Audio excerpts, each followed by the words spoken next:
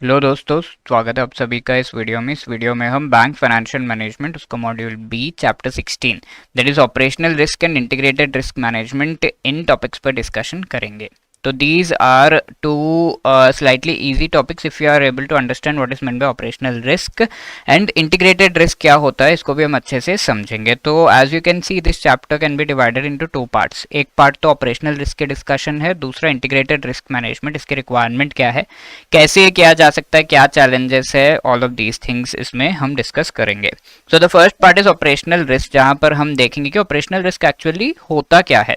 And obviously इसके बाद हम बाकी चैप्टर्स में जैसे देखते आए हैं रिस्क मैनेज कैसे करना है, all of these things will be having a look eight. ठीक है, तो what is meant bye operational risk? First of all, operational risk का मतलब होता है ऑपरेशंस में जो भी रिस्क आता है। फॉर एग्जाम्पल, एक लोन गिविंग प्रोसेस है, ठीक है, और इसमें बैंक ने एक प्रोसीजर सेट किया है सो एज टू चेक कि एक पर्टिकुलर पर्सन को लोन दिया जा सकता है या नहीं।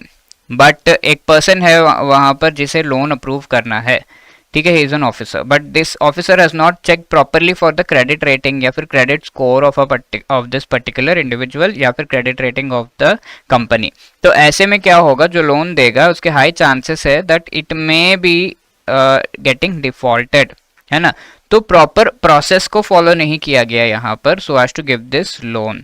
तो इस केस में इस चीज को हम कहेंगे operational risk is being created. And ये ऑपरेशनल रिस्क किसके मत्थे है? ये ऑफिसर के वजह से हो रहा है, ठीक है। तो दैट इज द थिंग। तो ऑपरेशनल रिस्क इस चीज में मैंने बताया। अब कई बार जो इन्फॉर्मेशन आपको सिस्टम पे दिख रही है कंप्यूटर पे, that might not be correct. तो सम हैकिंग हुआ है, साइबर थेफ्ट हुआ है यहाँ पर, तो that can also create difference and default होने के चांसेस हो सकते हैं इफ ऐसे पर्सन को लोन दे दिया गया, if the information on the computer is wrong and आपके कैलकुलेशंस कई सारे होते हैं बैंक में, वो सही नहीं है, ठीक है। तो दीज थिंग्स कैन हैपन। तो these are the operational risk. Basel committee ने डिफाइन किया है process, people, system, external events के वजह से ये ऑपरेशनल रिस्क होते हैं, और जितना ज़्यादा कॉम्प्लेक्सिटी होगा उतना ज़्यादा ऑपरेशनल रिस्क होगा। इसके साथ साथ नॉर्मल फंक्शनिंग से डिविएशन एंड इंटरनल फॉल्ट जब होते हैं तो ये रिस्क होता है। एंड बासेल 2, ठीक है, बासेल 1 2 3 नॉर्म्स हमने देखे थे एंड वहां पर हमने डिस्कस किया था, ठीक है, चैप्टर 13 में, कि बासेल 1 में मेजरली ऑपरेशनल रिस्क पर ज्यादा जोर नहीं है, लेटर ऑन था बट इनिशियली नहीं। बट बासेल 2 में मेन जो है इंपॉर्टेंस दिया गया टू ऑपरेशनल रिस्क एंड इसके coverage and measurement and how to mitigate this risk, इन चीजों से रिलेटेड। So Basel 2 regulations majorly cover this. And what is the nature of operation? इससे पहले कि हम क्लासिफाई करें ऑपरेशनल रिस्क को, we should know the nature of operational risk. ये हर जगह एग्जिस्ट करता है। कोई एम्प्लॉय कुछ गलती तो कर ही सकता है, कोई मशीन खराब हो ही सकता है ऑलवेज। तो it exist everywhere in the particular organization. एक ना एक प्रोसेस चल ही रहा होगा, ठीक है, लॉकर है और उसका ताला ही टूट गया, कुछ भी हो सकता है, right. It varies in components, यानी कि कई बार ये हाई अकरेंस लो वैल्यू के होते हैं, यानी कि बार बार होता है ये चीज, कोई इश्यू जो है बार बार आता है, बट उससे लॉस जो बैंक को हो रहा है वो कम है। There can be such things जहां पर लो अकरेंस, यानी कि एक बार कभी होगा ये particular thing, but what ever loss is being incurred here, वो लॉस बहुत ज्यादा है, वेरी हाई लॉस जो है इनकर किया जा रहा है। तो ऐसे में लो अकरेंस हाई वैल्यू वाले जो हैं ये ज्यादा डेंजरस है किसी भी बैंक के लिए, बिकॉज लॉस बहुत ज्यादा हो रहा है यहाँ पर, ओके। और ये कंटिन्यूसली चेंज होते रहता है, किस तरह का लॉस एंड किस तरह का प्रोसेस में क्या लॉस हो सकता है, कैसे क्या हो सकता है, कैसे कहाँ पर ऑपरेशनल रिस्क एग्जिस्ट कर सकता है, दैट थिंग में keep changing. So it is really slightly sometimes difficult to assess and manage this particular risk, ठीक है। इसको क्लासीफाई किया गया based upon cause and effect. तो कॉज बेस्ड क्या है, किसकी वजह से हो रहा है? ये पीपल के वजह से हो रहा है, उनके नेग्लिजेंस, इनकॉम्पिटेंस, इनसफिशिएंट ट्रेनिंग उनको दी गई है, ये सब। इसके साथ प्रोसेस ओरिएंटेड हो सकता है, जैसे कोई प्रोसेस है, बिजनेस वॉल्यूम फ्लक्चुएट हो रहा है, ठीक है, आपने किसी इतने 100 लोगों के लिए एक पॉलिसी बनाई थी, बट लेट्स से यहाँ पर 50 लोग ही हैं या फिर 200 लोग जो है अकाउंट्स ओपन हो गए, तो ऐसे में आपका जो प्रोसेस है, पॉलिसी है, वो may not work. Product complex है, मेजर चेंजेस आ गए हैं उसमें एंड ऑल। और प्रोसेस ओरिएंटेड और भी हो सकता है, जैसे ऑपरेशनल कंट्रोल बेस्ड हो सकते हैं, ट्रांजैक्शन बेस्ड हो गए, या ऑपरेशन कंट्रोल बेस्ड, जैसे ड्यूटीज का सेग्रीगेशन सही नहीं हुआ, मैनेजमेंट सही तरीके से सुपरवाइज नहीं कर रही है, तो ये इश्यूज आ सकते हैं। टेक्नोलॉजी ओरिएंटेड, जैसे पुअर फ़ोन आपका काम नहीं कर रहा है, इंटरनेट पे गलत इन्फॉर्मेशन जो है आपके नेटवर्क पे आ रहा है, एंड इंटरनेट काम नहीं कर रहा, सिस्टम कॉम्प्लेक्स से है, सही से आप काम नहीं कर पा रहे उस पर, all of these things. And external causes like natural disaster, third party जो है इन्फॉर्मेशन देने में फेल हो रहा है, सोशल पॉलिटिकल कॉन्टेक्स्ट जो है आपका डिटीरियोरेट हो रहा है, कंट्री में डिक्टेटरशिप आ रही है या फिर ऐसा कुछ हो रहा है या फिर वॉर पे गई है कंट्री, तो ऐसे में दिक्कत तो होगी। Then effect based, second consultative paper जो बासिल 2 का था, इसने इफेक्ट बेस्ड जो ऑपरेशन रिस्क है वो सब बताए हैं। लीगल लायबिलिटीज क्रिएट हो रहे हैं किसी प्रोसेस में, रेगुलेटरी कंप्लायंस वगैरह नहीं है, टैक्सेशन पेनल्टीज है, लॉस और डैमेज हो रहा है एसेट्स में, रेस्टिट्यूशन जहाँ पर आपको लॉस डैमेज के लिए पेमेंट करना पड़ रहा है, रिकॉर्ड्स का लॉस यानी कि आप किसी सिचुएशन से बाहर नहीं निकल पा रहे हो, ये चीज़ हो रहा है, राइट डाउन्स हो रहे हैं जहाँ पर आपने लोन दिया उस पर आपको कोई प्रॉफिट ही नहीं हुआ, and you had to write down that particular loan because सामने वाला पर्सन जो है बैंकरप्ट है या फिर किसी लीगल रीजन से भी वो उस पर्टिकुलर लोन में से निकल जा रहा है। ठीक है, इंटरनल फ्रॉड हो सकता है इफेक्ट बेस्ड में, external fraud, employment practices, work place safety सही नहीं है, क्लाइंट प्रोडक्ट्स बिजनेस प्रैक्टिसेस के वजह से लॉस हो सकता है, फिजिकल एसेट्स को डैमेज के वजह से हो सकता है, बिजनेस डिसरप्ट हो रहा है, सिस्टम फेल्यूर हो रहा है इसके वजह से, एग्जीक्यूशन डिलीवरी प्रोसेस मैनेजमेंट, ये सब सही नहीं है। ठीक है, third consultative paper of Basil 2 में ये और एक्स्ट्रा जो है इफेक्ट बेस्ड क्लासिफिकेशन दिया गया है। Now how can we manage this, what should be the practices, इनको डिफरेंट प्रिंसिपल्स के थ्रू बताया गया है कि ऑपरेशन रिस्क को कैसे मैनेज किया जा सकता है। तो ये प्रिंसिपल्स पार्ट है of the principles for the sound management of operational risk and role of supervision under Basel 2। ठीक है, जून 2011 में लाया गया था ये, इसके बेसिस पर ये प्रिंसिपल्स है। तो first part of the principle is fundamental principles है कुछ ऑपरेशनल रिस्क मैनेजमेंट के, दो प्रिंसिपल्स है। पहला प्रिंसिपल है कि बोर्ड ऑफ डायरेक्टर्स पूरी इनको लीड लेनी होगी, इस रिस्क मैनेजमेंट कल्चर को डेवलप करना होगा अपने पूरे ऑर्गेनाइजेशन में through the various policies and processes. Principle 2 है बैंक्स डेवलप करना है, implement and maintain a framework जहाँ पर सारे units, department, subsidiaries all are included in managing the operational risk. ठीक है, इसके साथ गवर्नेंस की अगर हम बात करें तो ये तो फंडामेंटल प्रिंसिपल्स खत्म हो गए। अब governance related principles, board of directors से रिलेटेड कौन से गवर्नेंस रिलेटेड प्रिंसिपल्स है? थर्ड प्रिंसिपल पूरे लाइन में है, बोर्ड ऑफ डायरेक्टर्स रिव्यू करना है उन्हें, फ्रेमवर्क ओवरसी, सीनियर मैनेजमेंट को ओवरसी करना है, ऑल ऑफ दीज थिंग्स। ठीक है, तो इन्होंने जो भी प्रोसेस वगैरह बना दिया है उस चीज को रिव्यू भी करना है इनको ही। इसके साथ सीनियर मैनेजमेंट को इन्हें ओवरसी भी करना है कि वो क्या कर रहे हैं, सही तरीके से प्रोसेस क्रिएट कर रहे हैं या नहीं। फोर्थ प्रिंसिपल है board of directors to approve and review risk appetite. ठीक है, कितना रिस्क हम लोग ले सकते हैं, कितना कैपिटल उसके सामने मेंटेन कर सकते हैं, उस चीज को अप्रूव करना है, उस चीज को असेस करना है और सीनियर मैनेजमेंट को इन्फॉर्म करना है। तो सीनियर मैनेजमेंट से रिलेटेड ये गवर्नेंस का प्रिंसिपल है, principle number 5। Develop governance structure, एक स्ट्रक्चर पूरे ऑर्गेनाइजेशन या बैंक में डेवलप करना है और इम्प्लीमेंट करना है जो भी चीजें बोर्ड ऑफ डायरेक्टर्स ने डिसाइड की हैं। अब आगे रिस्क मैनेजमेंट एनवायरनमेंट से रिलेटेड प्रिंसिपल्स हैं। पहला है identification assessment of risk management, risk किस तरीके से मैनेज किया जाएगा, तो रिस्क को आइडेंटिफाई पहले करना है। सीनियर मैनेजमेंट इंश्योर करना है identification and assessment operational risk का सही से हो रहा है या नहीं। Seventh principle senior management should ensure approval processes, new products वगैरह अगर लाए जा रहे हैं तो न्यू रिस्क भी हम लेते हैं, तो इस चीज को अप्रूवल प्रोसेस को सही से देखना है। और एथ प्रिंसिपल यहाँ पर मॉनिटरिंग रिपोर्टिंग से रिलेटेड है, जहाँ पर सीनियर मैनेजमेंट मॉनिटर सही से कर रही है या नहीं, रिपोर्ट कर रही है या नहीं टॉप बोर्ड ऑफ डायरेक्टर्स को, जो भी रिस्क हो रहा है उसके सामने कितना कैपिटल मेंटेन करना है, ये सब कुछ। नाइन्थ प्रिंसिपल है banks to have strong control environment for risk mitigation, risk mitigate करने के लिए एक प्रॉपर एनवायरनमेंट होना चाहिए। ठीक है, प्रोसेसेस सही सेट होने चाहिए, उन्हें सही से इंप्लीमेंट करना चाहिए, all of these things have to be taken care of.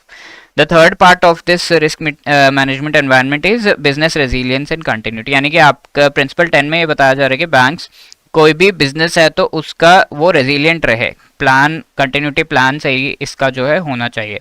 ठीक है, तो बिजनेस कोई है तो वो सही डायरेक्शन में जाए, the business has to move in the right direction and rate से वो गलत कहीं हो जा रहा है, कोई रिस्क आ भी रहा है तो it has to be resilient, यानी कि उसको अब्जॉर्ब करने जितना जो है फाइनेंशियल बैकिंग होना चाहिए डेफिनेटली। ठीक है, प्रिंसिपल 11 में कहा जा रहा है बैंक्स जो भी अपना operation risk management related activities कर रही है उनका पब्लिक डिस्क्लोजर करे, यानी कि large number of people should be knowing about it and ये फेयर मैनर में करना होगा, ठीक है। So these are the things. What are the features of operational risk management policies, ये ड्यूली अप्रूव्ड होने चाहिए, सारे जो top management and the lower जो है सभी के द्वारा अप्रूव्ड, बट एक टॉप डाउन अप्रोच मोस्टली लिया जाता है जहां पर टॉप मैनेजमेंट डिसाइड करके से इम्प्लीमेंट करवाती है जो हमारे मेंबर्स है ऑफ दैट पर्टिकुलर बैंक, ठीक है। अब स्टैंडर्ड्स को मीट करना चाहिए, ऐसा नहीं कि लीगल जो स्टैंडर्ड्स है रेगुलेशन है उनको मीट नहीं कर रहा हो, वो भी मीट करना चाहिए, सबको इसके बारे में पता होना चाहिए। चलो टॉप मैनेजमेंट में कर दिया, लेकिन उसे कम्युनिकेट जरूर करना है हर एक को कि ये हमें यूज करना है। And it has to be robust, यानी कि अगर कोई चेंजेस आ रहे हैं तो उन्हें मैनेज करने का और चेंजेस इनकॉर्पोरेट करने का इन पॉलिसीज में स्कोप होना चाहिए। और ये कवर करना चाहिए operational risk management structure, roles क्या है अलग अलग डिपार्टमेंट्स का, पीपल का, प्रोसेसेस कैसे हैं, मेथड्स क्या क्या है, right. So these are the things related to the introduction of operational risk. Now, which among the following is are the fundamental principles of operational risk management given by Basel Committee on Banking Supervision 2011 में जो दिया गया ये पूछा जा रहा है। ध्यान रखेगा फंडामेंटल प्रिंसिपल्स पूछा गया है यहाँ पर। The board of director should take lead in establishing, yes ये फंडामेंटल है। Bank should develop, implement and maintain a framework that is fully integrated into the banks overall risk management process, yes. The board of director should establish, approve and periodically review the framework, तो ये चीज गलत है, ये fundamental principles में नहीं है, ये गवर्नेंस प्रिंसिपल्स में है, ठीक है। So that is why 1 and 2 only, A will be the right answer here. Now the next question, which among the following is are the features of operational risk, ठीक है। Operational risk exist almost everywhere, true. High occurrence, low value are fatal for the organization, नहीं। Low occurrence, high value के जो risk है वो organisation के लिए फेटल होते हैं, तो ये गलत है। Operational risk in the organization continuously change, ठीक है, specially when the organization is going through changes, yes absolutely correct. तो 1 and 3 ओनली। हम स्टार्टिंग के 3 पार्ट दैट इज इसका मीनिंग क्या है, क्लासिफिकेशन कैसा है and operational risk management practices and principles देख चुके हैं, right. We are having a look at the rest of the part. तो नेक्स्ट है management overview and organisational structure किस तरीके का होना चाहिए ऑपरेशनल रिस्क को मैनेज करने के लिए। तो operational risk is existing everywhere, ये चीज हम ऑलरेडी देख चुके हैं। हर एक प्रोसेस में, हर एक ह्यूमन बीइंग, हर एक पर्सन, हर एक एंटिटी जिसके द्वारा प्रोसेस किया जा रहा है, प्रोसेस मॉनिटर किया जा रहा है, या फिर उस किसी हर एक चीज को करने में एक ना एक प्रोसेस इन्वॉल्व है, तो गलतियां कहीं ना कहीं हो सकती हैं, या फिर जानबूझ के भी गलती कोई कर सकता है, कई चीजें हो सकती है। तो all of these come under operational risk.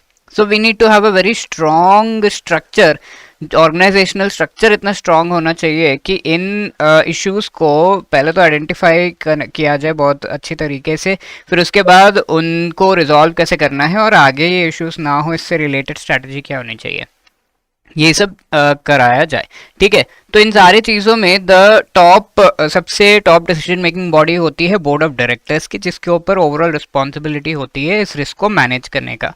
तो day to day operational risk management को वो डेलीगेट कर देते हैं टू द सीनियर मैनेजमेंट, ठीक है। इनके नीचे जो भी है उनको डेलीगेट कर देते हैं एंड वो फर्दर डेलीगेट करते हैं। Firm wide definition operational risk का क्या है वो चीज़ वो प्रोवाइड करते हैं। जैसे ये अलग अलग फर्म्स एंड कंपनी, एक तो अलग अलग सेक्टर्स से रिलेटेड अलग अलग रिस्क होंगे। For example if there is a textile industry, तो उनकी एक कंपनी जो फैक्ट्री होगी जहाँ पर कपड़े बन रहे हैं, तो वहाँ पर अगर पीपल काम कर रहे हैं तो उनसे रिलेटेड अलग प्रिकॉशंस होंगे ताकि कोई ऑपरेशनल इश्यूज ना हो। और अगर ये पूरा टेक्सटाइल इंडस्ट्री मैकेनाइज्ड है तो मशीन से रिलेटेड अलग इश्यूज होंगे जिनको मैनेज किया जाना होगा so as to reduce the operational risk. अब यही कंस्ट्रक्शन इंडस्ट्री में अलग होगा, है ना, बैंकिंग में अलग होगा। तो ऐसा हमें फर्म, और ये तो हो गया सेक्टर के लेवल पर। अब next each and every company का अलग इश्यूज होंगे, है ना, जो उनको पता होगा। तो उस हिसाब से उन्हें डिफाइन करना है ऑपरेशनल रिस्क को कि हम क्या क्या कवर कर रहे हैं, किस चीज़ को मैनेज कर सकते हैं, किस चीज़ को नहीं कर सकते हैं, और हमारे पॉलिसी का पार्ट क्या है क्या नहीं है। और इस सब से रिलेटेड एक इंटरनल ऑडिट सिस्टम को मेंटेन करना होगा with respect to managing such risk, ठीक है। तो these are the things that are to be kept in mind by the board of directors. अब आगे अगर हम देखें ऑपरेशनल रिस्क मैनेजमेंट कमिटी यहाँ पर है जो कि टॉप मैनेजमेंट कहलाती है, top management with respect to managing the operational risk कहलाती है, ये पॉलिसीज को डेवलप करेगी, स्टाफ को इन्फॉर्म करेगी।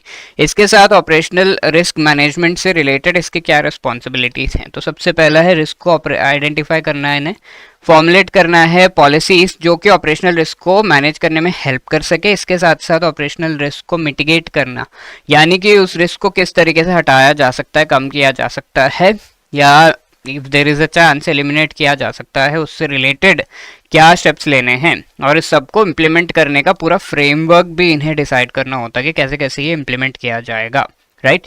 और इस इम्प्लीमेंटेशन के टास्क में इनके नीचे ऑपरेशनल रिस्क मैनेजमेंट डिपार्टमेंट पूरा जो है वो इंपॉर्टेंट रोल प्ले करता है। ये डिपार्टमेंट एक्चुअली नोडल डिपार्टमेंट है ऑपरेशनल रिस्क से रिलेटेड, यानी कि सारे एक्टिविटीज़ यहाँ से ही शुरुआत होती हैं इन सभी एक्टिविटीज़ की। जैसे इम्प्लीमेंटेशन का मैंने बताया, यहाँ तक तो डिसीजन मेकिंग मेजरली होता है, एंड देन ये यहाँ से जो है इम्प्लीमेंटेशन शुरू हो जाता है, ठीक है। लेस प्रोसीजर्स, क्योंकि ये प्रोसीजर्स बनाते हैं कि कैसे कैसे इम्प्लीमेंट करना है, ऑपरेशनल रिस्क प्रोसेस में कैसे आइडेंटिफाई करना है और कहाँ कहाँ किस तरीके से हमें एक्ट करना है। प्रोडक्ट्स प्रोसेसेस जो भी ऑपरेशनल रिस्क मैनेजमेंट कमिटी के सामने कि इस पर्टिकुलर प्रोडक्ट को इंट्रोड्यूस करने से लाने से क्या इश्यूज हो सकते हैं, एंड अप्रूवल रिलेटेड जो इम्प्लीमेंटेशन है वो करना होगा, इन चीज़ों को इम्प्लीमेंट करना होगा only after the approval of the operational risk management committee, ठीक है। तो ये काफ़ी चीज़ें डिसाइड करेगा, प्रोसीजर्स एंड ऑल, इनसे अप्रूव करके उन्हें इम्प्लीमेंट करने जाएगा, ठीक है। तो that is the thing, implementation in processes को मॉनिटर करना है कि सही तरीके से ये सब हो रहा है ही नहीं, या फिर अगर नहीं हो रहा है या फिर कुछ इंप्रूवमेंट की ज़रूरत है तो रिपोर्ट करना है टॉप मैनेजमेंट को। और इसके अलावा इंटरनल ऑडिट या बिजनेस फंक्शंस का भी यहाँ पर काफ़ी इंपॉर्टेंट रोल है, ऑडिट का रोल है यहाँ पर। कॉम्प्रिहेंसिव ऑडिट होना चाहिए इस पर्टिकुलर फ्रेमवर्क का कि ये फ्रेमवर्क सही से काम कर रहा है या नहीं। अब इंटरनल ऑडिट जो है ऑपरेशनली इंडिपेंडेंट होना चाहिए, यानी कि ऐसा नहीं होना चाहिए कि इस कमिटी में से कोई पीपल है, इस कमिटी में से कोई पीपल है, इस डिपार्टमेंट में से कोई पीपल है जो इसमें इंक्लूडेड हो, इंडिपेंडेंट हो, और ये प्रोसेस एकदम बायास के बिना करना होगा, not be directly responsible for operational risk management. Audit जो है इंडिपेंडेंट होना चाहिए, यानी कि किसी भी तरीके से इन्फ्लुएंस्ड या बायास नहीं होना चाहिए ताकि सही रिजल्ट्स मिल सके। प्रोसेस एंड फ्रेमवर्क इसमें क्या क्या इंक्लूडेड है? तो सबसे पहली बात तो ऑपरेशनल रिस्क को मैनेज कैसे करना है ये तो हमने देख लिया। अब ये रिस्क मैनेज करने से रिलेटेड हम जो प्रोसेस एंड पॉलिसीज बनाएंगे वो हमारे जनरल बिजनेस प्रोसेसेस के साथ हमें जो है चलाना होगा। तो इनके बीच इंटीग्रेशन की रिक्वायरमेंट है एंड मैपिंग की रिक्वायरमेंट है कि कौन सा प्रोसेस हम किस रिस्क मैनेजमेंट प्रोसेस को हम किस नॉर्मल प्रोसेस के साथ जो है करना चाहते हैं ताकि उस प्रोसेस में रिस्क कम हो जाए, ऑपरेशनल रिस्क, और रिस्क आइडेंटिफिकेशन साथ के साथ होता रहे उसमें अगर कुछ हो रहा है तो इसकी मैपिंग करनी ज़रूरी है। और ये एक जॉइंट एक्सरसाइज बन जाता है between operational risk management as well as normal business activities, और उसमें जो ग्रुप्स इन्वॉल्व हैं उनके बीच कोऑर्डिनेशन का एक टास्क बन जाता है। अब क्वालिटेटिव अप्रोच होना चाहिए ऑपरेशनल रिस्क को मैनेज करने से रिलेटेड, उसको असेस करने से रिलेटेड, ठीक है। तो एक लेवल के बाद ही हम उसे कहेंगे कि ये रिस्की बन रहा है। एक लेवल तक अगर हमें ज़्यादा लॉस नहीं हो रहा और प्रॉफिट्स भी ठीक ठाक आ रहे हैं तो we are not going to obviously take major steps, है ना। तो स्कोर कार्ड अप्रोच है यहाँ पर, यानी कि एक लेवल, वो लेवल डिसाइड करना कि वो लेवल रीच हो चुका है, इसके बाद हमें इन्हें मैनेज करना है, उस चीज़ को काफ़ी सीरियसली करना होगा, एंड इसको इम्प्लीमेंट करना is another important task, right. तो ये प्रोसेस एंड फ्रेमवर्क हो गया। मॉनिटरिंग कंट्रोल कैसे होनी है इस रिस्क की? तो सबसे पहली बात तो ये कि रिस्क डेटा कलेक्ट करना होगा आपको, ईच एंड एवरी प्रोसेस के साथ जो ऑपरेशनल रिस्क इंक्लूडेड है उसका डेटा आपको कलेक्ट करना होगा। फीडबैक एंड मॉनिटरिंग आपकी बहुत अच्छे तरीके से होनी होगी। जैसे कोई प्रोसेस है उसको इम्प्लीमेंट किया जा रहा है किसी ह्यूमन रिसोर्स के द्वारा, and that person is not implementing it properly, then the feedback should come, उसकी मॉनिटरिंग होनी है तभी फीडबैक आएगा। कोलेशन ऑफ रिपोर्टिंग डेटा, जो भी डेटा है उसे कोलेट करना है, मैनेज करना है लार्ज एक्सपोजर्स को, ठीक है, अच्छे तरीके से, बिकॉज लार्ज लोन्स जो दिए जाते हैं उनको अच्छे से मैनेज करना, उनका अच्छा तरीके से इन्फॉर्मेशन लेना ज़रूरी है। क्योंकि अगर इसमें डिफ़ॉल्ट हुआ, इसमें कुछ इश्यू हुआ, इसको सही तरीके से नहीं मैनेज किया गया, कोई लॉस हो गया इसमें, तो वो भी मेजर होगा, लार्ज ही होगा, दैट इज़ वाई। और इसके साथ साथ इंफॉर्मेशन सिस्टम का इंफ्रास्ट्रक्चर सही होना चाहिए ताकि ये सब एक साथ किया जा सके। देयर आर टू टास्क ना, ऑपरेशनल रिस्क को मेजर करते हुए उसे कम करने का टास्क भी है, इसके साथ साथ हमारे जो नॉर्मल बिजनेस है उस रिस्क से रिलेटेड ऑपरेशंस भी हमें सही से करने होंगे। तो दोनों चीज़ें करनी है तो सही इंफ्रास्ट्रक्चर होना चाहिए which is responsive to the operational risk management framework. इसके साथ साथ ऑपरेशनल रिस्क को क्वांटिफाई हमें करना है, यानी कि किस पर्टिकुलर प्रोसेस में कितना कितना रिस्क है, ये सारी चीज़ें आइडेंटिफाई करनी है। और ये चीज़ करना काफ़ी डिफिकल्ट होता है बिकॉज प्रीवियसली जो हो चुका है, ऑपरेशनल रिस्क आ चुका है, लेट्स से किसी ने सही से ढंग से काम नहीं किया, कोई प्रोसेस फॉलो नहीं किया तो रिस्क हो गया, तो that may not repeat again. तो ये स्टैटिस्टिकली इस चीज़ को डिटरमाइन करना डिफिकल्ट है। सम जो है एक्सेप्टेबल लॉस, पिछले बार अगर ऐसा कुछ हुआ है तो कितना लॉस हुआ है और क्या हमें प्रोविजंस करने होंगे, उसके बेसिस पर हम ये कर सकते हैं। तो देयर आर वेरियस वेज, अलग अलग कंपनीज अपने हिसाब से इसको मेजर करते हैं। बासिल 3 ने अल्टरनेटिव्स प्रोवाइड किए हैं जैसे आप ऑपरेशनल रिस्क को मेजर कर सकते हो। तो that is the thing, operational risk quantification 3 ways, 3 approach जो है बैंक्स अपना सकते हैं। Specifically talking about the financial institutions, 3 ways they can adopt. The first is the basic indicator approach, second is the standard approach, third है advanced measurement approaches. ठीक है, तो basic indicator approach and standardized approach जो है ये दोनों actually major करते हैं इनकम को। ठीक है, यानी कि आपके इनकम में क्या वेरिएशंस आ रहे हैं, based upon that is there any operational risk, इस चीज को असेस किया जाता है। And the third method here is advanced measurement approach, जिसमें लॉस को मेजर किया जाता है। ठीक है, यहाँ दोनों देख रहे हो, इनकम में अगर कमी हुई तो there is some risk, loss increase हुआ तो देयर इज अ रिस्क। ठीक है, तो थर्ड मेथड में लॉस को मेजर किया जाता है एंड लॉस का पूरा डेटा निकाला जाता है कि किस प्रोसेस से कितना लॉस हुआ, क्या हुआ और आगे क्या हो सकता है। All of these things advance measurement approaches में। तो we will see the difference between these three, काफ़ी इंटरेस्टिंग है। तो सबसे पहला बेसिक इंडिकेटर अप्रोच, यहाँ पर पिछले 3 सालों का एवरेज निकालकर उसका 15% जो है कंसिडर किया जाता है, और ये 15% जो पिछले 3 सालों का एवरेज का है उसमें अगर वेरिएशंस आ रहे हैं then there is some risk involved in the entire processes, ये चीज़ जो है असेस की जाती है। तो पॉजिटिव एनुअल ग्रॉस इनकम को देखा जाता है। ग्रॉस इनकम का मतलब होता है नेट इंटरेस्ट इनकम जो भी मिल रहा है एक पर्टिकुलर बैंक को, along with the net non interest income. ठीक है, नेट इंटरेस्ट इनकम किस पे मिलेगा, आपके एसेट्स पे। Non interest income this is a non fund based activity जो किया जाता है उस पर भी इनकम मिलेगा। ठीक है, ये ग्रॉस होता है, gross of any provisions like unpaid interest वगैरह पर ये होता है। Gross of operating expenses including fees paid to outsourcing service providers. ठीक है, तो ये सब भी ऐड होगा। ग्रॉस इनकम का मतलब ये है, ये सारी चीज़ें इंटरेस्ट इनकम में आ जाती हैं। ठीक है, कोई भी एक्सपेंसेस है आपके, फीस वगैरह पे किया, वो सब आपका जो है इसमें आ जाता है। आप फीस जो आपको पे किया गया है एक्चुअली। एक्सक्लूड रियलाइज्ड प्रॉफिट्स और losses from the sale of securities, securities आपके पास थे, उनका सेल आपने किया और उसका जो इनकम आया वो चीज़ इंक्लूड नहीं करना है। एक्सक्लूड एक्स्ट्राऑर्डिनरी, या फिर वन टाइम कोई भी आपका इनकम आया, बहुत लार्ज इनकम या फिर कम इनकम कुछ भी आया, तो वन टाइम और एक्स्ट्राऑर्डिनरी इरेगुलर आइटम्स का जो है आपको इनकम ऐड नहीं करना है। That is the basic indicator approach. तो 3 फॉर्मूला दिए गए हैं यहाँ पर based upon the Basil framework, ये सारी चीज़ें दी गई हैं। पहला फॉर्मूला है ग्रॉस इनकम को कैलकुलेट करने का, net profit provisions contingency plus expenditure incurred under schedule 16 minus profit on held to maturity and irregular non banking transactions. ठीक है, तो मोटा मोटा यही चीज़ है कि gross of any of the provisions जो भी आपको इंटरेस्ट वगैरह प्रोवाइड हो रहा है, और साथ के साथ ऐसी चीज़ें जो कि आप टेम्परेरी पीरियड के लिए आपके पास हैं उन चीज़ों को सब्ट्रैक्ट करके, एंड सिक्योरिटीज़ बाय सेल ये भी टेम्परेरी टाइम के लिए होगा तो उसको सब्ट्रैक्ट कर दिया जा रहा है। वैसे यहाँ पर भी है ग्रॉस इनकम का सेकंड फॉर्मूला है operating profit plus expenditure incurred upon under schedule 16। ये इसमें काफ़ी सारे एक्टिविटीज़ हैं, इन सबको भी ऐड किया जाता है। This is the schedule based upon which Basil actually जो है ये कैलकुलेशंस करता है, और बासिल ने ये सजेस्ट किया है। माइनस प्रॉफिट ऑन HTM क्या है, हेल्ड टू मैच्योरिटी सिक्योरिटीज वगैरह, तो इन्हें एक्सक्लूड करना ही हम पहले ही देख चुके हैं। इसके साथ third formula is also similar, gross income is defined as a net interest income plus non interest income. ठीक है, टोटल इनकम को हम ग्रॉस इनकम कह रहे हैं, जो कि यहाँ पर भी दिया हुआ है। नॉन इंटरेस्ट इनकम में आपका एक्सक्लूड हो जाएगा प्रॉफिट लॉस, जो कि held to maturity transactions, income from insurance business, irregular non banking transactions. Almost similar चीज़ें हैं यहाँ पर, बट ये 3 फॉर्मूला आपके जो है इंटरेस्ट ये ग्रॉस इनकम को कैलकुलेट करने के लिए दिए गए हैं। ये तो हो गया पहला अप्रोच, जहाँ पर इनकम कैलकुलेट करके इसके वेरिएशंस के बेसिस पर ये देखा जाता है इनडायरेक्टली कि ऑपरेशनल रिस्क है कि नहीं। अब स्टैंडर्डाइज्ड अप्रोच यहाँ पर है, जिसमें अगेन आप इनकम ही कंसिडर करते हो बट 8 बिजनेस लाइंस पर इनकम देखते हो।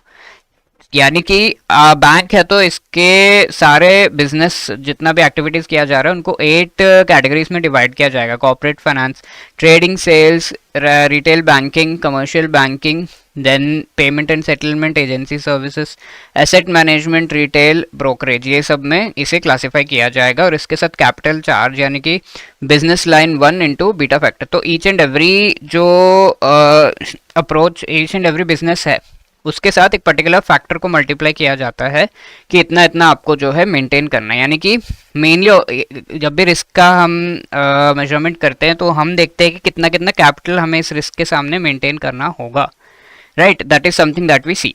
तो each and every business type के हिसाब से कितना फैक्टर, कितना परसेंटेज जो है कैपिटल मेंटेन करना है वो डिसाइड किया जाता है। पहले तो बैंक को अपने सारे एक्टिविटीज़ को क्लासीफाई करना है, इन 8 बिजनेसेस में क्लासिफिकेशन उनकी करनी है। अब ये सही से क्लासिफिकेशन हो गई तो क्लासिफाई किए हुए फर्स्ट बिजनेस लाइन में एक बीटा फैक्टर जो है स्टैंडर्ड दिया गया है, और वो बीटा फैक्टर आपको मल्टीप्लाई करना है और उतना जितना भी अमाउंट ये सब ऐड करके मिल रहा है उतना कैपिटल चार्ज आपको मेंटेन करना है if you are doing that particular business, ठीक है। तो these are the things. Average इन सभी बीटा फैक्टर्स का 15% आ रहा है। For example you have these corporate finance, trading and sales, retail banking हो गया, commercial banking, payment settlement, agency service, इन सभी में आप देखोगे इतना इतना जो है फैक्टर आपको दिया गया है जो आपको मल्टीप्लाई करना है उसमें जितना भी अमाउंट आप जो है इनकम कमा रहे हो उसमें, राइट। तो this is something that you have to do, that is a thing. तो सिमिलरली यहाँ पर जैसे हमने देखा जो भी आप 3 इयर्स का इनकम कमा रहे हो उस पर आप कैपिटल चार्ज कैलकुलेट करने के लिए 15% जो है उस पर मल्टीप्लाई कर सकते हो। जितना भी इनकम है उसका 15% you have to multiply and that is something which becomes the capital that you are maintaining, ठीक है। तो ये चीज़ है। तो इस तरीके से जब हम कैलकुलेशंस करेंगे, इसको सारा एवरेज निकालोगे अगर आप ये सारे परसेंटेजेस का, तो वो 18% आ रहा है। तो एसेंशियली ये जो 8 बिजनेस लाइन्स है उनको सिंप्लीफाई करके बेसिक इंडिकेटर अप्रोच आया है। पहले ये अप्रोच था स्टैंडर्डाइज्ड अप्रोच, इसको सिंप्लीफाई करके ये अप्रोच आया। तो इनको सिंप्लीफाई करने के बाद 15% का जो है एवरेज आपको यहाँ पर एवरेज निकालने पे आ रहा है। तो this has been simplified to this, ये ही चीज़ यहाँ पे बताई गई है। आरबीआई की टाइमलाइंस दी गई थी इनको अडॉप्ट करने से रिलेटेड। स्टैंडर्डाइज्ड अप्रोच अगर कोई बैंक अडॉप्ट कर रहा है, डेट ऑफ एप्लीकेशन जो है बैंक्स को देनी होगी April 1, 2010 तक, डेट ऑफ अप्रूवल September 30, 2010 तक। तो उस समय ये जो है टाइमलाइंस दी गई थी आरबीआई को जब ये इंट्रोड्यूस किया गया था बासिल के द्वारा। Migrate to this approach banks to map all their activities to 8, all these 8 categories में मैप करना है। मैपिंग प्रोसेस जो है क्लियरली डॉक्यूमेंटेशन इसकी करनी है, वरना तो ये बिना बेसिस के हो जाएगा, है ना। ऐसे डॉक्यूमेंटेशन करने के बाद you have to maintain this much capital.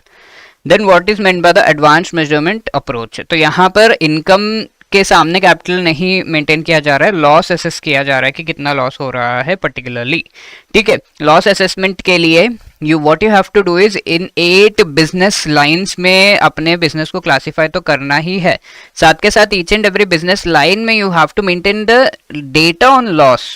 That is a very big issue. इसीलिए एडवांस मेजरमेंट अप्रोच के लिए आपको लॉस डेटा मेंटेन करना पड़ता है, कितना कितना loss each and every business में हुआ है उसको ऐड करो, ये करो, काफ़ी कैलकुलेशन, काफ़ी ज़्यादा खर्चा भी होता है, ठीक है। तो that is why advance approach majorly use नहीं किया जाता एसेंशियली इंडिया में, बट या दिस इसको माइग्रेट जो है बैंक्स कर सकते हैं if they have the proper infrastructure.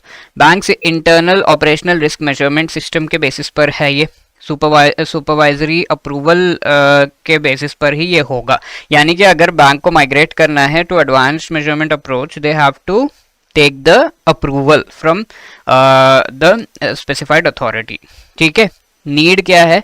Robust risk management system plus advance operational risk model, ये चीज़ जो है है if you are migrating to this, मतलब रिस्क आपका बहुत अच्छे तरीके से क्वांटिफाई होगा एंड उसके सामने कैपिटल मेंटेनेंस भी एक्यूरेट होगा, बट इसको एडवांस मेथड को अडॉप्ट करने के लिए काफ़ी कंडीशंस है, ठीक है, वो हम आगे देखेंगे। ये मोर रिस्क सेंसिटिव है, डाइवर्जेंट अप्रोच है in comparison to others and most expensive है, तो ये चीज़ों को ध्यान में रखना है। कैपिटल चार्ज कैलकुलेशन कैसे किया जाएगा, यहाँ पर जो भी बैंक का internal loss data, external loss data, scenario analysis किया जाएगा, सारे डेटा लॉस वगैरह को एक साथ लाकर एक scenario analysis and business environment and internal control factors के बेसिस पर आप जो है ये काम करोगे, right? So these are the few things. Let us answer this question: which among the following statement is correct with respect to internal audit or business functions in an operational risk management framework? ठीक है, roles and responsibilities relating to internal audit business functions in the operational risk process should be clearly defined. ठीक है, so this is correct. These should not include comprehensive audit of ORM framework. Comprehensive audit तो होना चाहिए. Internal audit function not be operationally independent. Operationally independent होना चाहिए, हमने देखा. It should be directly responsible for operational risk management. It should not be directly responsible. ये चीज़ हमने देखा कि directly operational risk management या audit जो है independent होना चाहिए within itself. ये चीज़ हम देख चुके हैं. तो B, C and D are not correct. A is the right answer. Let us answer one more question. Banks using the basic indicator approach must hold capital for operational risk equal to average of previous dash years of a fixed percentage of positive annual income. कितने साल का उन्हें जो है average निकालना है? 3 years. So we have already discussed a few things related to operational risk and the final part जो है वो left out है. तो operational risk mitigation factors to implement advanced management approach, इस चीज़ को हम देखेंगे, ठीक है. तो operational risk quantification में we were talking about the advanced measurement approach. तो इसमें हम ये देख सकते हैं कि operations को profiling करने की ज़रूरत होती है, right? तो आइडेंटिफाई करना है, क्वांटिफाई करना operational risk in terms of its components, यानी कि अलग अलग एक्टिविटीज़ में किस किस तरह का ऑपरेशनल रिस्क हो सकता है. फॉर एग्जांपल एक पर्सन कोई एक्टिविटी कर रहा है तो that person can be negligible, that person can be wantingly जो है गलत प्रोसेस कर रहा है, इस तरह की चीज़ें हो सकती है, या फिर प्रोसेस की ट्रेनिंग सही से नहीं दी गई. तो ये कॉम्पोनेंट्स है ऑफ द ऑपरेशनल रिस्क, इनकी प्रोफाइलिंग करनी होती है एक पर्टिकुलर प्रोसेस से रिलेटेड क्या क्या रिस्क हो सकता है, ठीक है. उन्हें आइडेंटिफाई करना है, क्वांटिफाई करने का काम जो है इन अप्रोचेस का है. प्रायोरिटाइज करना है operational risk and identification of risk concentration is really really important. Hotspots, lower exposure जो है यहाँ पर होता है, यानी कि आपका जो इनकम है लॉस में कन्वर्ट हो सकता है इफ एट ऑल कॉन्सेंट्रेशन आपका हो रहा है एक with respect to different kinds of risk, ठीक है. ऑपरेशनल रिस्क तो है, इसके साथ साथ और भी रिस्क यहाँ पर इंक्लूडेड है and all types of operation risk let से एक पर्टिकुलर प्रोसेस में हो रहा है, तो you have to identify these things also. Bank की क्या स्ट्रैटेजी होगी इनको मैनेज करने से related and risk based audit किस तरीके से वो करेगा, ये चीज़ें भी इस के थियोरेटिकल पार्ट में आ जाता है एडवांस मेजरमेंट अप्रोच के. प्री कंडीशंस क्या है, अगर लेट से कोई बैंक बेसिक अप्रोच या स्टैंडर्डाइज्ड अप्रोच जो है इसके थ्रू ऑपरेशनल रिस्क के सामने कैपिटल मेंटेन कर रहा है, अब इसे एडवांस्ड मेजरमेंट अप्रोच में माइग्रेट करना है, तो what are the conditions, conditions क्या है. तो रिस्क मेजरमेंट को डे टू डे एक्टिविटीज़ में इंटीग्रेट करना होगा, जो कि बाकी प्रोसेसेस में भी है, बट यहाँ पर इनकम बेस्ड कैलकुलेशन होती है तो बहुत ज़्यादा इंटीग्रेशन की might not be required, but capital जो है उसे मेंटेन करना है. रिस्क आइडेंटिफाई करने के लिए तो इंटीग्रेशन चाहिए, बट यहाँ पर रिस्क आपको आइडेंटिफाई तो करना ही है, साथ के साथ you also have to come up with the loss data, ठीक है. तो ये कितना टीडियस टास्क है वो हम आगे देखेंगे कि ईच एंड एवरी प्रोसेस से रिलेटेड लॉसेस क्या क्या हो रहे हैं एंड वो सब काफ़ी क्वांटिफाइड वे में आपको जो है असेस करना होता है. तो it becomes really difficult to implement this advanced measurement approach. Even Basel जो है इसे रिप्लेस करने का सोच रहा है, but we have to study कि ये है क्या, तो वी आर डूइंग दैट. और इससे क्या हो रहा है, only 20% of the operational risk जो है उसके उस पर्टिकुलर एक्सपोजर को ही ये कवर कर रहा है. इसके साथ साथ रिस्क मेजरमेंट प्रोसेस यहाँ पर रिव्यू करने की बहुत ज़्यादा ज़रूरत होती है बार बार, बिकॉज लॉस डेटा जो है वो प्रोसेस अगर चेंज हो रहा है तो the process of getting the loss data might also change. इसके साथ एटलीस्ट इनिशियली तो एटलीस्ट 5 years का आपको लॉस डेटा चाहिए होता है, ठीक है. तो हमने देखा था 8 बिजनेस टाइप्स, बिजनेस लाइंस के बारे में हमने देखा था इन द स्टैंडर्डाइज्ड अप्रोच, है ना. तो in all of this 8 business lines, each of the 8 business lines 7 loss data, 7 types of loss data आपको कलेक्ट करना होता है, यानी कि 8/7 डेटा आपको कलेक्ट करना होता है। 56 types of loss data in the particular organization you have to collect, and that too कितने समय के लिए, लास्ट 5 years का at least initially you have to collect, and then last 7 years का you have to collect after that, ठीक है, एक particular level पर आने के बाद, ठीक है। तो these are the different things that actually make this process really difficult, इस प्रोसेस को एक्सपेंसिव बनाता है, and that is why most of the banks do not adopt this. But what are the conditions, वो हम देख रहे हैं। अब लेवल ऑफ ऑपरेशनल रिस्क किस तरीके से आप असेस करोगे, देयर आर 3 पैरामीटर्स यहाँ पर। पहला तो estimated probability of occurrence of any high risk, या फिर कोई रिस्क रिलेटेड इवेंट है वो चीज। Historical and estimated likelihood, historical किस तरीके से कोई रिस्क रिलेटेड इवेंट हुआ है, एंड आगे किस तरीके से लाइकलीहुड है इस पर्टिकुलर इवेंट के रिपीट होने का, ठीक है। तो ऑन अ स्केल ऑफ 5 इस चीज को मैप किया जाता है, प्रोबेबिलिटी क्या है इसके अकरेंस का, इसके साथ एस्टिमेटेड पोटेंशियल फाइनेंशियल इम्पैक्ट क्या है, प्रोबेबिलिटी देख लिया, और इम्पैक्ट इसका क्या है, हिस्टोरिकल इम्पैक्ट क्या रहा है, आगे क्या इम्पैक्ट हो सकता है, इन दोनों को ऐड करके ऑन अ स्केल ऑफ 5 इसे मेजर किया जाता है, यानी कि 1 2 3 4 5 कितना है किसी पर्टिकुलर प्रोसेस से रिलेटेड। इसके साथ तीसरी चीज़ है इंटरनल कंट्रोल्स कैसे हैं हमारे, ठीक है। जो 100% लॉस हो रहा है, तो 100% लॉस को कवर करने जितना हमारे पास पूरा इंफ्रास्ट्रक्चर है या नहीं, हिस्टोरिकल इफेक्टिवनेस क्या है इंटरनल कंट्रोल्स की, और फ्यूचर में क्या हो सकती है। तो 100% है तो ये एक फ्रैक्शन की तरह लिया जाता है। 100% जो है कंप्लीटली टोटल कंट्रोल है, इसका कंप्लीट कंट्रोल है कि हम लॉस नहीं बेयर करेंगे, कोई लॉस नहीं होगा, एंड इससे कम है मेनली ये जनरली 50% के आसपास होता है, तो 50% है, यानी कि 50% कंट्रोल हमारे पास है, 50% तो लॉस होगा ही होगा।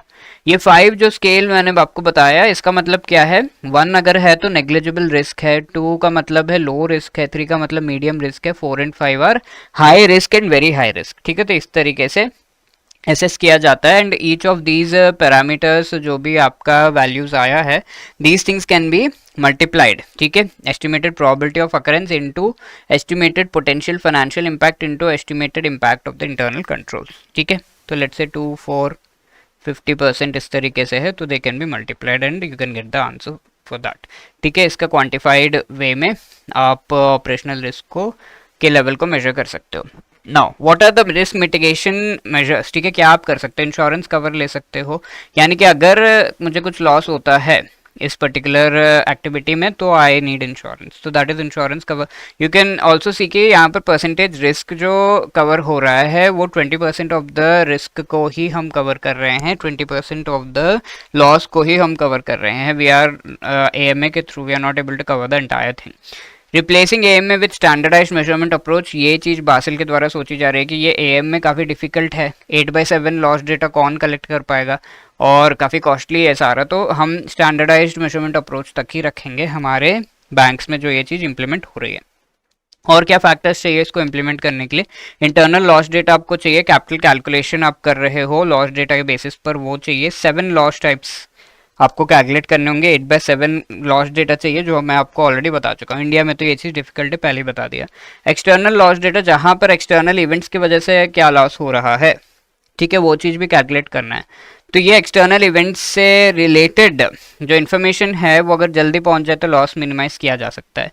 तो ये इससे रिलेटेड इंडिया में कॉर्डेक्स नाम का एक जो है प्लेटफॉर्म है, जहाँ पर इंडिया में सारा डेटा ये इंडियन बैंक्स एसोसिएशन के द्वारा बनाया गया है। तो बैंक्स का जो एक्सटर्नल लॉस डेटा है वो उसमें कलेक्ट होता है, और उसके बेसिस पर आगे पॉलिसीज वगैरह फॉर्मुलेट किए जा सकते हैं। अब तीसरी चीज़ सिनेरियो एनालिसिस का मैंने आपको बताया था कि रिक्वायरमेंट है in the advance measurement approach. तो सिनेरियो एनालिसिस में the entire thing, external internal और बाकी सारे चीज़ों का एक दूसरे के साथ किस तरीके का इंटरेक्शन है, based on expert opinion, external data, internal business environment, सब कुछ कंसिडर करके सिनेरियो एनालाइज किया जाता है और कितना लॉस होगा देखा जाता है। Evaluate the exposure to high severity events, high severe events जो जिससे ज़्यादा लॉस हो सकता है उस की तरफ हमारा बैंक का कितना एक्सपोजर है। Assess the impact of deviations in assumptions, कोई अजम्पशंस में डिविएशन है तो उसका इम्पैक्ट क्या हो सकता है, एज्यूम सही से हमने नहीं किया है तो उसका इम्पैक्ट क्या हो सकता है। इसके साथ साथ multiple simultaneous operational risk loss events अगर होंगे तो ऐसे समय में what can be done and what will be the loss in such period of time, ये चीज़ भी देखा जाता है। And business environment and internal control factors, इसके थ्रू रिस्क और उससे रिलेटेड जो लॉस है इस पर हमारा कितना कंट्रोल है, इस चीज़ को असेस किया जाता है। ठीक है, इसके गाइडलाइंस BIS एंड RBI के द्वारा दिए गए हैं और ये गाइडलाइंस के बेसिस पर ही ऑपरेशनल रिस्क मेजरमेंट के कंट्रोल को जो है देखा जाता है, असेस किया जाता है। ऑपरेशनल रिस्क मैनेजमेंट फ्रेमवर्क का ये पार्ट है जहाँ पर बिजनेस एनवायरनमेंट यानी कि आपका इंटरनल एनवायरनमेंट कैसा है और कंट्रोल आप किस तरीके रखते हो if at all any risk related loss का सिचुएशन आता है। तो इसमें डेवलपमेंट मॉनिटरिंग भी ICF जो है ऑपरेशनल रिस्क मैनेजमेंट फ्रेमवर्क का पार्ट है। Day to day operational risk management जो है वो इसमें इंक्लूडेड है। डेटा आपको जो है मेंटेन करना है so as to complement these things. You also have to banks को कंसिडर करना है BICF विथ ORM, 2 कंपोनेंट्स आपको देखने हैं। ठीक है, बिजनेस एनवायरनमेंट, इंटरनल कंट्रोल्स वगैरह को एसेस करना और उन्हें मैनेज करने से related 2 components have to be taken care of. The first is risk and control self assessment. ठीक है, बैंक्स खुद से असेस करते हैं कि कितना रिस्क है, उसको कंट्रोल करने का कितना हमारे पास जो है शक्ति है। बैंक का खुद का असेसमेंट, वीकनेस के सामने बैंक के अलग अलग पैरामीटर्स पर किस तरीके से खड़े हो रहा है, कैसे रिस्क को मैनेज कर पाएगा या नहीं, इस चीज़ को असेस किया जाता है। गैप्स क्या है रिस्क एंड कंट्रोल मेजर्स में, generating risk profiles based upon this and action plan क्या होगा, इसको आगे हमें क्या करना है, कितना गैप है और क्या कंट्रोल मेजर्स हमें लेने हैं, किस तरीके से हम इसे इम्प्रूव कर सकते हैं, वो सब देखा जाता है। ठीक है, ऑल एक्टिविटीज़ ऑफ बैंक या फिर स्पेसिफिक डिपार्टमेंट्स में इसे इम्प्लीमेंट किया जाता है। इसके साथ सेकंड कंपोनेंट है की रिस्क इंडिकेटर। ठीक है, तो कुछ ऐसे एरियाज है जिनमें एक्चुअली रिस्क हमें दिख रहा होता है, तो उन एरियाज में इंप्रूवमेंट की ज़रूरत है। फॉर एग्जांपल स्टाफ जो है इनएडिक्वेट है, काफ़ी सारे ऑपरेशंस आपके जो सस्पेंस अकाउंट में जिससे रिलेटेड इन्फॉर्मेशन आपके पास ज़्यादा नहीं होता है, दैट इज़ रिस्की। कस्टमर्स काफ़ी ज़्यादा कंप्लेन कर रहे हैं किसी स्पेसिफिक प्रोसेस से रिलेटेड, तो की रिस्क एरियाज आपको दिख जा रहे हैं, तो इनको बेटर करने की ज़रूरत है। तो इन दोनों कंपोनेंट्स के थ्रू आप जो है अपना business environment and internal control factors को मेजर करते हो, जो कि AMI का इंपॉर्टेंट पार्ट है। ये सब लॉस एस्टिमेट करने का बेसिक जो है मेथड बन जाता है। Okay, so that was operational risk and all the methods to mitigate it. Now we will have a look at the integrated risk management. इसका मतलब क्या है, डिफरेंट रिस्क जो है, क्रेडिट रिस्क हो गया, we have country risk, we have the liquidity risk, operational risk, ये सारे मार्केट रिस्क, ये सबको एक साथ क्या मैनेज किया जा सकता है? The answer is yes. ठीक है, तो integration of these risk is required, right. But integration जो है डायरेक्ट समेशन नहीं हो पाएगा, यानी कि एक रिस्क 10% लॉस, इसमें 20% लॉस, इसमें 30% लॉस, इसमें 40% लॉस हो रहा है, हाँ सारा ऐड कर दो, हाँ जितना हो रहा है दैट, राइट, 100% लॉस इसमें दिख गया। तो ये चीज़ नहीं कर सकते हम, because when I am saying market risk, तो ये आपके डिफरेंट प्रोडक्ट प्राइसेस को इफेक्ट करेगा। When I am saying country risk, तो ये मेनली फॉरेक्स रिलेटेड ट्रांजैक्शंस, क्योंकि इंटरनेशनल रिस्क है ये, तो फॉरेक्स रिलेटेड ट्रांजैक्शंस को ही इफेक्ट करेगा, बाकी डोमेस्टिक ट्रांजैक्शंस को उतना खास इफेक्ट नहीं करेगा, या फिर फॉरेन करेंसी रिलेटेड ट्रांजैक्शंस को खाली इफेक्ट करेगा। तो ऐसा आपको देखना होगा कि कौन सा रिस्क कौन से सेक्टर में जो है इफेक्ट कर रहा है, and on that basis you have to integrate the risk profiles and capital required on that. ठीक है, तो इस वजह से ये डायरेक्ट समेशन नहीं है, लिक्विडिटी, इंटरेस्ट रेट, मार्केट, सारे रिस्क जो है हम दे सकते हैं। तो integration does not mean summation, क्यों मैंने आपको बता दिया। तो these are the things, interfirm comparison करने के लिए इंटीग्रेटेड रिस्क एक बेसिस बन जाता है, और प्रॉफिटेबिलिटी प्लस रिस्क, ये दोनों चीज़ें आपको जो है साइमल्टेनियसली देखते चलना है। कोई भी फर्म अगर हम देखें तो कितना प्रॉफिट कमा रही है, नॉट जस्ट दैट, वो प्रॉफिट कमाने के लिए कितना रिस्क ले रही है, एंड उस पर्टिकुलर फर्म का खुद का कितना रिस्क है based upon the process that it is following. Let's say आज के डेट में काफ़ी प्रॉफिट है, लेकिन मैनेजमेंट, टॉप मैनेजमेंट उसकी अच्छी नहीं है, एंड काफ़ी रिस्की डिसीजंस ले रहे हैं, या फिर काफ़ी ऐसे डिसीजंस ले रहे हैं which might not be ethical and moral, और फ्यूचर में जाके इसका इम्प्लीकेशन उन्हें दिखे। ऑब्वियसली हर चीज़ का जो है इम्प्लीकेशन मिलता ही है, तो in that way we can say कि there is risk in future. तो दोनों profit as well as risk दोनों को ही आपको देखकर फर्म्स को कंपेयर करना चाहिए, एंड उसका बेसिस इंटीग्रेटेड रिस्क मैनेजमेंट बन जाता है। तो एक एक पर्टिकुलर रिस्क को लेकर आप नहीं करोगे ना, सारा रिस्क इंटीग्रेट करके जब कंपेयर किया जाता है then only you can do it. So the integrated risk is required calculation here. Requirement अभी हमने डिस्कस कर लिया एक चीज, तो integrates internal and external bank business. ठीक है, फॉरेक्स रिलेटेड बिजनेस ये इंटीग्रेट करता है बैंक के डोमेस्टिक बिजनेस के साथ. इसमें जो लॉस हो रहा है, रिस्क आ रहा है, वो फॉरेक्स से कवर करेंगे, इससे इसको कवर करेंगे, राइट. ट्रेजरी मैनेजमेंट जैसा है ये भी. सेंट्रलाइजेस सुपरवाइजिंग रिस्क एक्सपोजर को सुपरवाइज करने के पूरे काम को सेंट्रलाइज कर रहा है because it has been integrated. एक साथ सारे रिस्क कंसिडर किए जा रहे हैं. और अपसाइड पोटेंशियल पे कैसे, हमने सारा रिस्क मैनेज कर लिया तो अपसाइड पोटेंशियल वैसे ही बढ़ेगा, यानी कि प्रॉफिट्स हमारे वैसे ही बढ़ेंगे. अपसाइड पोटेंशियल का मतलब क्या होता है? प्रॉफिट. ठीक है, downside potential is the loss. ठीक है, वी हैव सीन दिस.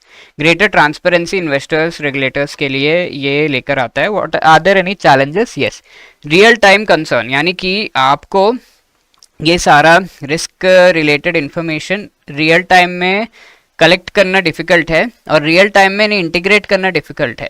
ठीक है, तो दैट इज द थिंग. इसके लिए you might be requiring to mechanise all of the task. जो भी टास्क मैकेनाइज करके उस जब वो मशीन्स के थ्रू मेनली किया जाएगा तो उसमें क्या इश्यूज आ रहे हैं और उसके बेसिस पे कितना लॉस है and what is the risk involve, ये सब कैलकुलेट किया जा सकता है.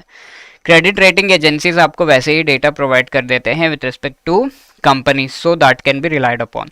बिजनेस चैलेंजेस कई सारे हैं, जैसे रियल टाइम बिजनेस एनवायरनमेंट का इवोल्यूशन हो रहा है तो इंटीग्रेशन और भी डिफिकल्ट हो जा रहा है और माइन्यूटली ये रिस्क अलग अलग सेक्टर्स में इफेक्ट करेगा, तो उसको इंटीग्रेट करना because it is not a summation तो it becomes difficult. Developing global marketplace, business continuity, operational reliability, accelerating technological change. ठीक है, जो भी चेंजेस है टेक्नोलॉजिकल उनको अगर आप एक्सेलरेट कर रहे हो, जल्दी जल्दी कर रहे हो, चेंजेस ला रहे हो अपने प्रोसेसेस में, तो ये इंटीग्रेशन भी उसमें डिफिकल्ट, जितना कॉम्प्लेक्स होगा उतना इंटीग्रेशन डिफिकल्ट होगा. Limit earnings volatility and enhance shareholder value. ठीक है, तो there are benefits also like earnings में जो अगर आपने सही से ये सब कर लिया, इंटीग्रेट कर लिया, तो वोलेटिलिटी यानी कि बहुत ज़्यादा, लेट्स से फॉरेक्स में बहुत लॉस हो गया तो डोमेस्टिक बिजनेस जो बैंक का है वो उसको कवर अप कर लेगा, बट इंटीग्रेशन नहीं है तो नहीं हो पाएगा, तो वोलेटिलिटी रहेगी फॉरेक्स में. दैट शेयर होल्डर वैल्यू भी बढ़ेगा बिकॉज सारे रिस्क अच्छे से मैनेज कर रहे हैं, तो share holders will have more confidence and obviously profits will be more. Cultural issues, यहाँ पर बैंक्स कई बार जो है पुराने तरीके ही आजमाते हैं, लाइक डेटा कलेक्ट तो करते हैं बट डेटा बेस बनाते नहीं हैं, तो एक एंटरप्राइज व्यू रिक्वायर्ड है. Enterprise view is whenever you are doing something, ये साइलोस में किया जाता है, यानी कि अगर डेटा कलेक्ट करना है तो ये उसी का काम है, इससे रिलेटेड प्रोसेस पॉलिसी सेट करना है तो ये उसी का काम है. बट ये अगर इंटीग्रेट कर दिया जाए इन डिफरेंट जो है एक दूसरे के साथ कोऑपरेट करके हर एक प्रोसेस में सभी का इनपुट लेकर ये चीज़ कर रहे हैं, तो एक बहुत बढ़िया पॉलिसी जो है एंटरप्राइज व्यू इसे कहा जाता है. पूरा सब लोग एक साथ मिलकर अगर चीज़ें कर रहे हैं, एक दूसरे का हेल्प लेकर सही तरीके से, तो then the process of mitigating the risk can be carried out very well. There are some practical benefits also इस integration का. capitals को हम link कर सकते हैं, for example forex में जो requirement है वो domestic business cover up करेगा, ये मैंने आपको बताया. एंड साथ के साथ economic value added ये calculate किया जा सकता है. यहाँ पर risk adjusted जो return on capital है, जिसे हम ROC कहते हैं, जो हम लास्ट चैप्टर में पढ़ेंगे डिटेल में. तो risk adjusted return on capital, ये कैसा कैपिटल है जो मेंटेन किया जा रहा है, कैपिटल जो आप यूज़ कर रहे हो इन योर बिजनेस, उसके ऊपर जो रिटर्न आ रहा है. चलो रिटर्न तो हाई है, रिटर्न ऑन कैपिटल हाई है, चलो ठीक है, बट इस पर रिस्क भी है, इतना रिटर्न लाने के लिए इतना रिस्क की रिक्वायरमेंट है, और उसके सामने you have to maintain some capital which has to be subtracted from the return. ठीक है, तो उस चीज को देखना होगा. ROC इस वजह से रिस्क रिटर्न कैपिटल तीनों चीजों को इंटीग्रेट करते हुए बैलेंस करके कैलकुलेशन किया जाता है कि हाँ इतना रिटर्न फाइनली आ रहा है. तो ये हमने जो कॉस्ट उस पर्टिकुलर प्रोसेस को करने के लिए लगाया है उससे ज़्यादा ही होना चाहिए. ठीक है, और स्पेसिफिकली अगर हम सारे रिस्क को इंटीग्रेटेड वे में मैनेज करेंगे तो ये ज़्यादा ही होगा. एंड अप्रोच क्या, सही स्ट्रैटेजी आपके पास होनी चाहिए। ऑर्गेनाइजेशनल सेटअप आपको क्रिएट करना होगा इस इंटीग्रेटेड वे में मैनेज करने के लिए। एक chief risk officer who is heading all of these different kinds of risk committees and all, ये सब हमने देखा, उन सभी से इंटरैक्ट एंड कोऑर्डिनेट कर रहा होगा। ऐसा ऑफिसर को आपको जो है अपॉइंट करना है। सेपरेट करना होगा credit risk management credit sanction process से।